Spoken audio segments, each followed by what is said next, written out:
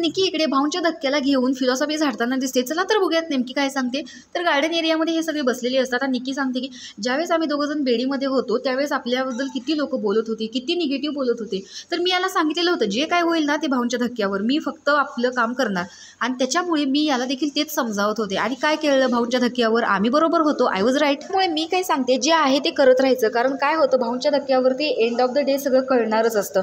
संपूर्ण घर आमच्या विरोधात बोलत होतं, स्ट्रॅटेजीज करत होते, पण आम्ही कसलीही स्ट्रॅटेजी कुणाच्या विरोधात केली नाही, कोणाबद्दल बॅकबिचिंग केलं नाही, कोणाचंच नाव काढलं नाही. आम्ही फक्त हे आपल्याशी असं का वागतायत याचाच विचार करत होतो. कारण जेवण नाश्तासुद्धा तुम्ही आमचं बनवत नव्हतात, माझं सोडा पण अभिजितचं देखील बनवत नव्हतात. डीपी दादा चिडलेले होते, पॅडी दादा चिडलेले होते, अंकिता तर आमचं जेवण नाश्तासुद्धा बनवत नव्हती. अरे मी त्याला तेच समजावत होते, ज्यावेळेस तू माझ्या बेडीतून मुक्त होशील ना त्यावेळेस तू त्यांच्यातच जाणार आहे, मी सिंगल राहणार आहे. त्यावरती डीपीला आश्चर्य वाटतं की तू माझ्याबद्दल मागे काहीच बोलली नाही. त्यावर अभिजितकडे तो विचारत असतो, तर म्हणजे ती सांगते ना तुझ्या तोंडावरती नाही बोललो आम्ही.